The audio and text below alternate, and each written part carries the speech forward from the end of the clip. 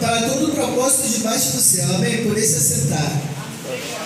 Irmãos, aqui nesse versículo está dizendo que há tempo para todo o propósito dado por Deus.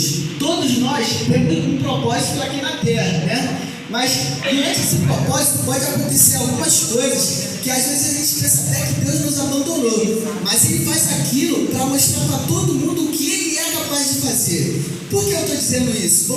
Vamos pegar o exemplo de José. José era temente reto ao Senhor.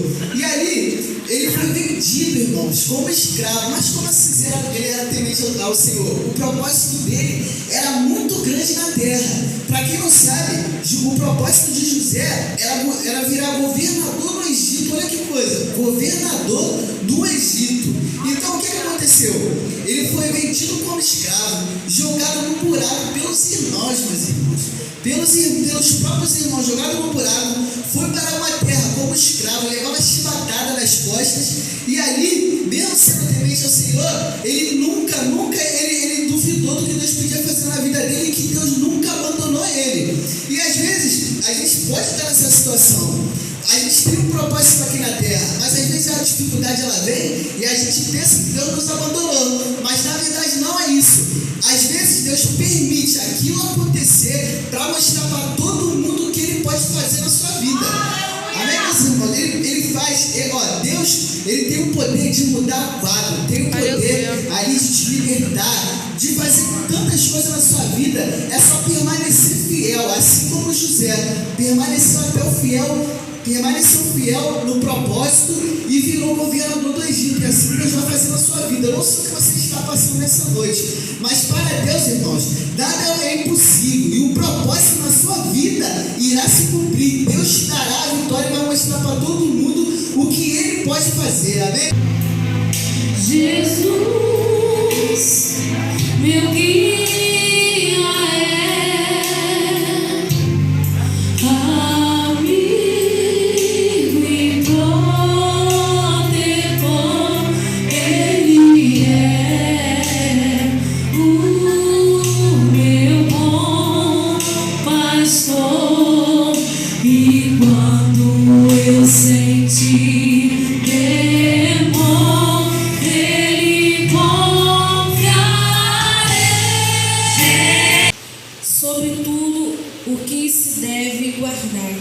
Guarda o teu coração, porque dele procedem as saídas da vida. Desvia de ti a tortuosidade da boca e alonga de ti a perversidade dos lábios. Os teus olhos olhem direito e as tuas pálpebras olhem diretamente de ti. Pondera a vereda de teus pés e todos os teus caminhos sejam bem ordenados. Não declines nem para a direita, nem para a esquerda. Retire o teu pé do mal. Provérbios é um livro da sabedoria, eu tenho lido muito ele ultimamente.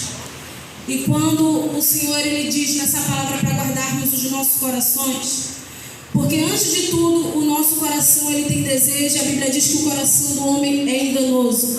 E quando a Bíblia diz, não te declines nem para a esquerda nem para a direita, a Bíblia está dizendo que o nosso alvo ela tem que ser Cristo. Que apesar das diversidades que vêm para tentar nos afligir, que a gente não venha declinar nem para a esquerda, nem para a direita, mas que a gente venha seguir adiante, que a gente venha seguir à frente, que a gente venha avançar na presença de Deus. Porque a perseveridade vem, a perseguição vem tudo aquilo para tentar nos desanimar.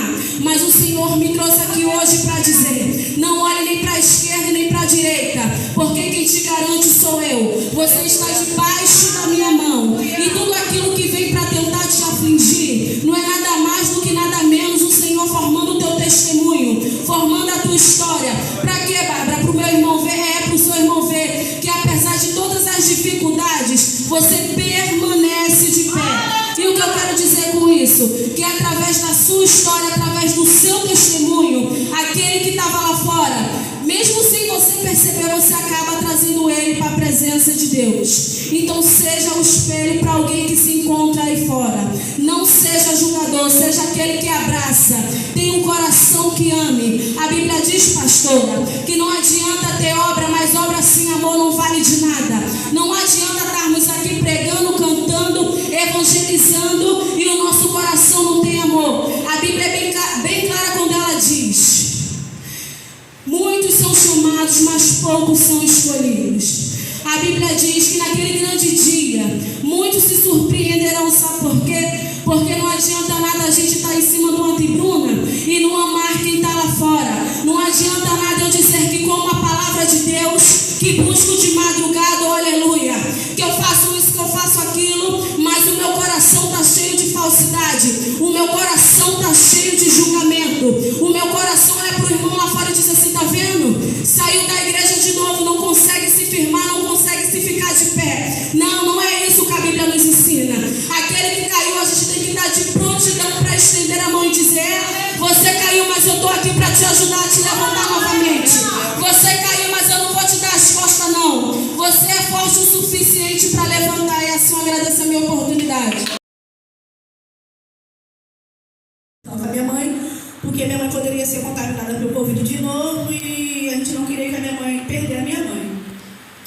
E minha mãe chegou a um ponto que minha mãe tomava todos os tipos de remédio e nada passava dor da minha mãe.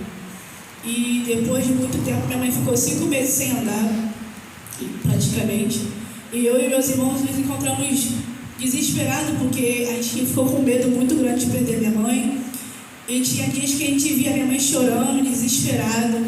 Tinha dias que a gente começou a voltar aos cultos aos poucos na pandemia e ela se encontrava no quarto chorando. Era muito agoniante, porque a minha mãe, o desejo dela era estar na igreja. A vontade dela era estar na igreja, mas ela, quando o pastor ia buscar ela lá em casa para ela vir, porque ela não conseguia andar, e trazer ela de casa, de carro, ela vinha, mas ela ficava olhando porque as dores eram insuportáveis. E depois de muito tempo a gente descobriu que minha mãe tinha nervo ciático. E por causa desse nervo ciático ela estava perdendo o movimento da perna dela. E depois de 3 anos, hoje eu tenho que dar gratidão a Deus, porque minha mãe é um milagre. Porque pelos médicos, não era nem para minha mãe estar andando. Mas para a honra e glória do Senhor, 3 anos se passaram e minha mãe está intacta. A minha mãe sente dores, mas não dores como antes. Minha mãe não precisa mais se drogar de remédio, minha mãe não precisa mais se dopar de remédio. E ontem foi o aniversário dela e eu perguntei: mãe, o que a senhora quer de presente? Minha mãe falou: nada. E hoje eu entendo qual era o presente que minha mãe queria. Era estar aqui na casa do Senhor.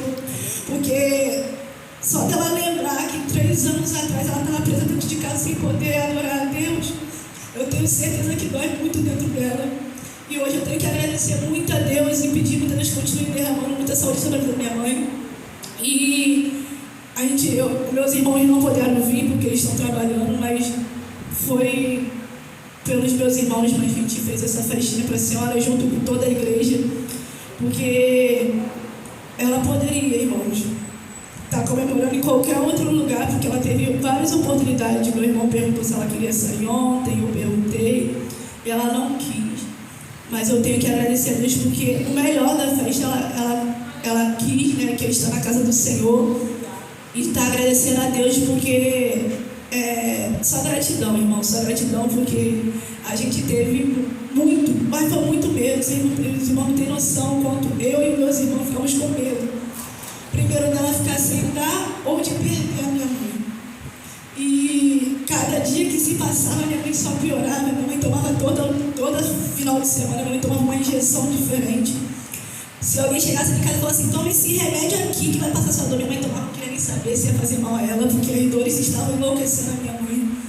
E hoje a minha mãe consegue andar, faz as coisinhas dela, ela ama estar dentro da casa do Senhor. E eu venho pedir a Deus que venha multiplicar muitos homens na vida dela. Esse é